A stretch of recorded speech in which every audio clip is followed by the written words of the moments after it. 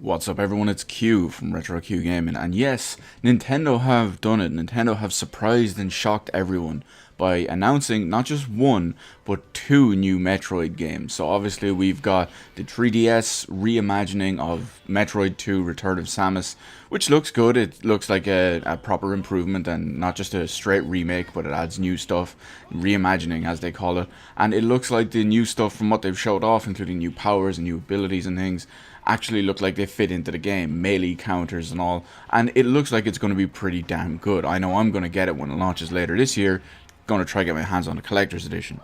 That's not the main topic I want to talk about. The main title I want to talk about is Metroid Prime 4. Now, Metroid Prime 4 was just announced yesterday at Nintendo's E3. Now, it was announced in a very strange way. It was basically a splash screen that just said Metroid Prime 4 2018. There was no information about it, no extra screenshots, gameplay, anything like that. And it took us a little bit longer to actually find out a small bit about it. Now, the bit we did find out about it is technically a negative in most people's way, and that is that Retro Studios, who helped almost entirely develop the first three games, the first Metroid Prime trilogy, is not involved with Metroid Prime 4. So realistically, other than the fact that we know it's going to be out in 2018, delays withstanding of course, and it's not developed by Retro Studios, and it's now actually in development, that's basically all we know about Metroid Prime 4. Now, I didn't want to talk about it just for the sake of talking about it and just for the sake of making a quick 2-minute video about the subject, but the reason why I'm making this video isn't to talk about the announcement of either Metroid games. It's actually not so much what I want to see, or it's what was originally afraid to see when I saw the Metroid Prime 4 announcement, but I'm pretty sure it's not going to be the case. So what's my concern anyway? Well, the last Metroid Prime game we had was on the Wii. Yes, there was Metroid Prime, or Metroid Other M, and Metroid Prime Federation Farce, but they don't count. So I'm talking about the proper core Metroid Prime series. So the last one we saw was on the Wii, the first two being on the GameCube, but the last one we saw was developed natively for the Wii. Now that excludes porting it over to the digital version of the Wii collection on the Wii U, but that's just getting to a whole other clusterfuck. But anyway, when it comes to Metroid Prime 4, I was initially afraid they were going to go with the Wii aspect again. What I mean by that is I hate the Joy-Cons. I consider them Wiimotes. They're basically Wiimotes, but Nintendo have done a great job of branding them and distancing themselves away from Wiimotes despite them being Wiimotes. So, I was originally very concerned that they were going to force that kind of control play on us.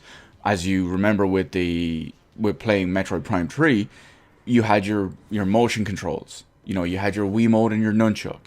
Not a good way to play a first-person shooter. Not a good way to play any game, really. Looking at you, Legend of Zelda Skyward Sword. Hopefully the HD remix, or HD remake of, or whatever remaster of Skyward Sword does away with those controls, which I believe it does, which will tie into what I'm about to say. Wow, that's a little bit of an off-topic. But anyway, the reason why I don't think Metroid Prime 4, and by extension Skyward Sword HD, whenever that does materialize, I don't think they'll use motion controls. For the simple reason is Nintendo are going to want to market it to be able to be played in all three core modes of the Wii U. Oh, the Wii U, wow. Wow, I can't believe I said that. That kills me inside. Of the Switch. And yes, I'm going to leave that in the video just for my own personal shame's sake. So, wow, I can't believe I said that. Anyway, back to the Switch. They're going to want to market it to be able to be used in all three versions of the Switch. And what I mean by that is you can dock it and play it on your TV with whatever controllers, be it the Pro controller or your Joy-Cons for some reason if you're a masochist. They're going to want to advertise it in tabletop mode, which again, you can play it with your Joy-Cons or your Pro controller or whatever. But the key reason I don't think we're going to see motion controls for it is they're going to want to let you be able to play it in handheld mode as well. They're going to want to showcase all three modes that they've always been pushing for the Switch. So the fact that they're going to want to showcase it to be able to be played in all three modes, including handheld, I don't think we're going to have motion controls for Metroid Prime 4, which excites me to no end. And now, right before I end this video real quick, it's time to piss off a huge amount of Nintendo and Metroid fans.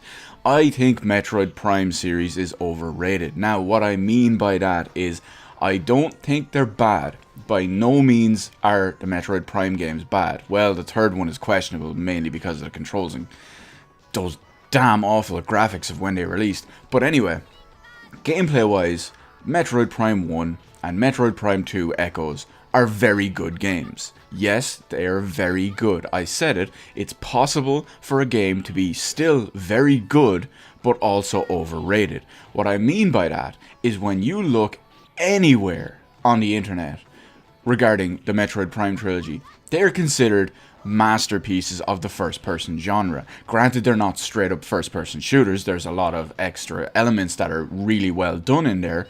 I personally don't think they are the masterpiece that everyone claims they are. I still think they're very, very good games. I just think they're overrated. Now, chances are you have a million Metroid fans in the comment section below thumbing this video down and saying, "Oh, Q, you're an asshole. You don't like Metroid. You don't know anything about Metroid." Motherfuckers, I've been playing Metroid probably longer than most of you have. So, deal with it.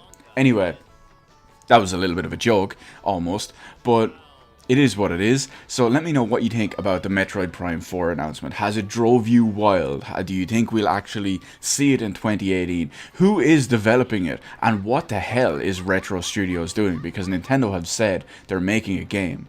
And if they're not making a Metroid Prime 4 game, what are they making? Anyway, what do you think Metroid Prime 4 is going to be like? What do you think the control scheme is going to be like? Do you think my predictions, if you will, for the lack of motion controls are going to be accurate and they're going to be a good thing? Which, yes, they are, because motion controls suck. Anyway, let me know all of that in the comment section below. Hit the like button, hit the subscribe button. Thank you for watching, and I'll see you in the rest of the videos in my channel.